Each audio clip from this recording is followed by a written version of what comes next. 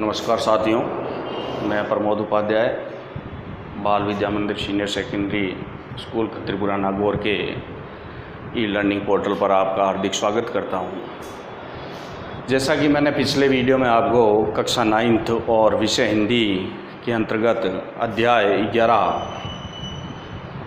जिसका नाम है सवैये पढ़ाया था, तो उसी क्रम में सवैया मैंने 2 पढ़ाए थे आपको पिछले वीडियो में।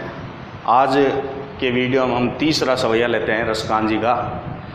तो इस तीसरे सवैये में रसकान जी किन के बारे में बता रहे हैं। श्री कृष्ण से गोपियाँ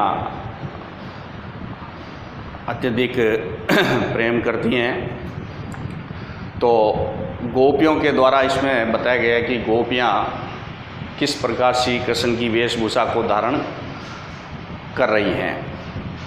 तो आइए चलते हैं रसकान जी का ये तीसरा सवैया, इसको पढ़ते हैं। मोर पखा सिर ऊपर राख्यों, गूंज की माल गरे पहिरोंगी। यानी मोर पखा का मतलब यहाँ पर है मोर के पंखों से बना हुआ मुकुट, जो श्री कृष्ण जी पहना करते थे। भगवान श्री कृष्ण के सिर पर जो मोर मुकुट धारण किया हुआ है, तो वो मोर मुकुट मोर के पंखों से बना हुआ मुकुट होता है। तो मोर पखा सिर ऊपर राख्यो, गूंज की माल गरे पहिरूंगी। अब इस पंक्ति के जरिए ये मालूम पड़ता है कि एक कृष्ण प्रेम में मग्न एक गोपी है, वो गोपी अन्य गोपियों के अनुरोध पर, यानी अन्य गोपियाँ उसको कहती हैं, अनुरोध करती हैं कि तुम भी श्री कृष्ण के जो वेशभूषा है उसको धारण कर ले। तो एक गोपी जो कृष्ण प्रेम में मग्न है, वो अन्य गोपियों के अनुरोध पर श्री कृष्ण के जो वेशभूषा है उसको धारण करने के लिए तैयार है। ठीक है, तो वही बात इसमें बताई हुई है कि गोपी क्या कह रही है कि मोर पखा सिर ऊपर राख्यो, गुंज की माल गरे पहिरोंगी। यानी एक गोपी कह रही है कि मैं श्री कृष्ण के समान मोर के पंखों से बना हुआ मुकुट धारण करने के लिए तैयार हूँ। गुंज की माल गरे पहिरूंगी, यानी गुंज का मतलब होता है एक रति जो जिसको कहते हैं गुंगची, उसकी माला यानी वैजंती माला गले में धारण कर लूँगी, जैसा कि श्री कृष्ण ने धारण किया हुआ था। ठीक है, आगे ओड पीतम्बर ले लकुटी बन। ओड यानी ओढ़ना, पीतम्बर यानी पीला वस्त्र। पीतम्बर का मतलब क्या होता है? पीला वस्त्र। तो ओड पीतम्बर ले लकुटी का मतलब लाठी, बन यानी जंगल या वन। गोधन ग्वारिन संग फिरूंगी। गोधन ग्वारिन संग फिरूंगी। ग्वारिन यानी जहाँ पर श्री कृष्ण जी ब्रज में रहते थे, तो वहाँ पर ग्वाले की जो पत्नियाँ होती थी वो ग्वारिन कहलाती थी। तो गोपियाँ ग्वारिन जो होती हैं, तो वो वहाँ पर गोधन ग्वारिन संग फिरूंगी। गोधन का मतलब क्या होता है? गायें। गोधन का मतलब गायें, जो गोपियों की जो ग्वालों की गायें थी उसके संग में गाय चराने के लिए तैयार हूँ, जिस प्रकार श्री कृष्ण जी नंद की गायों को चराने जाते थे। तो वो कैसे जाते थे कि ओड पीतम्बर ले लुकुटी बन, यानी जिस प्रकार श्री कृष्ण पीले वस्त्र धारण करके और हाथ में लाठी लेकर वन में नंद की गायों को चराने के लिए श्री कृष्ण जी जाते थे, उसी प्रकार मैं भी, गोपी कह रही है कि मैं भी पीले वस्त्र धारण करके और हाथ में लाठी लेकर और गायों को, नंद की गायों को चराने या गायों को चराने के लिए उनके साथ जाऊंगी। अब आगे क्या कहते हैं देखो। भाव तो वही मेरो रसखानी सो। भाव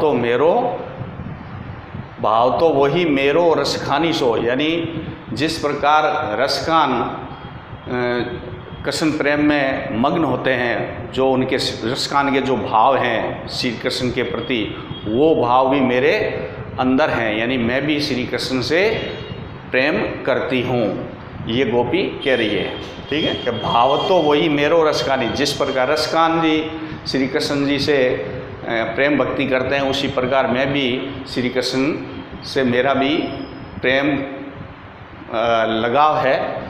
तेरे कहे सब स्वांग करूँगी, और अन्य गोपियाँ जो उनसे अनुरोध कर रही हैं उनके बारे में गोपी कह रही है कि तेरे कहे सब स्वांग करूँगी, तुम्हारे कहने से मैं सब श्री कृष्ण के अनुसार, जो भी श्री कृष्ण ने धारण किया था उसके अनुसार मैं उनके स्वांग रचूँगी।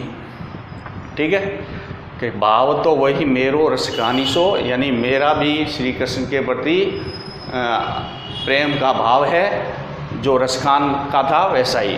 तेरे कहे सब स्वांग करूँगी, और तेरे अनुसार मैं सब स्वांग रचूँगी जो श्री कृष्ण जी ने स्वांग रचे थे। या मुरली मुरलीधर की है, इस पंक्ति में क्या कह रहे हैं कि या मुरली मुरलीधर की अधरान धरी अधरा ना धरूँगी, अधरान धरी अधरा ना धरूँगी, या मुरली मुरलीधर। लेकिन जो श्री कृष्ण अपने होठों पर मुरली धारण करते थे, होठों पर जो उनकी मुरली उनके होठों पर विराजमान होती थी, उस मुरली को मैं अपने होठों पर नहीं रखूँगी। यानी या मुरली मुरलीधर की, यानी श्री कृष्ण की जो मुरली थी उनके होठों पर, अधरान का मतलब क्या है? अधरान का मतलब है, ये लिखा हुआ है, अधरान का मतलब होठों पर, धरी यानी रखी गई, अधरा अधरा यानी अधरा यानी होठों पर रखी हुई ना धरूँगी, यानी मैं अपने होठों पर उस मुरली को नहीं रखूँगी। क्योंकि क्या है? क्योंकि वो मुरली मेरे लिए एक सौतन के समान होगी, इसलिए मैं श्री कृष्ण की जो मुरली है उसको मैं धारण अपने होठों पर धारण नहीं करूँगी। बाकी सब चीज़ें मैं धारण करने के लिए, उनकी जो भी वेशभूषा है उसको धारण करने के लिए मैं तैयार हूँ।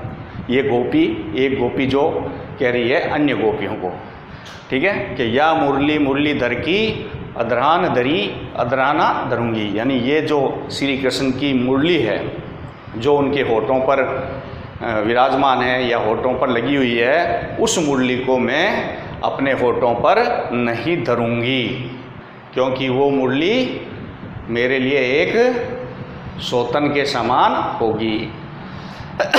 इस प्रकार से ये जो रसखान जी का तीसरा सवैया है उसमें यही बताया है कि एक गोपी जो है कृष्ण प्रेम में विभोर है और वह अन्य गोपियों के अनुरोध पर श्री कृष्ण की जो वेशभूषा है उसको धारण करने के लिए तैयार है। ठीक है, अब इसमें जो शब्दार्थ हैं जैसे कि मोर पखा, मोर के पंखों से बना हुआ मुकुट, गुंज, गुंज यानी गूंची रति, यानी जो माला बनी हुई है गले में धारण गई हुई, वो गूंचियों से बनी हुई है। गरे यानी गले में, धरूंगी यानी रखूंगी।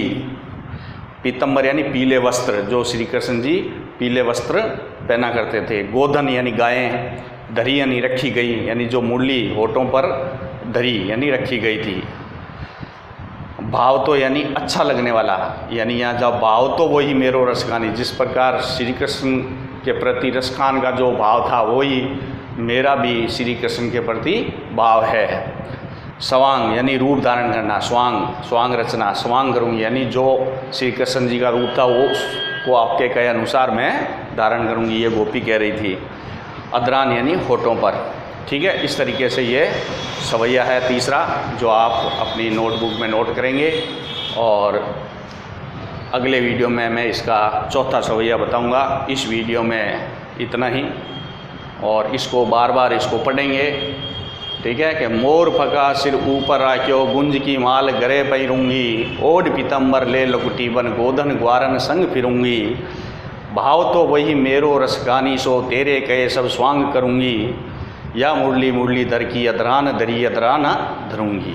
तो इस तरीके से आपको शब्दार्थ नीचे दिए हुए हैं, इसको समझना है और इसको नोटबुक में नोट करना है। धन्यवाद।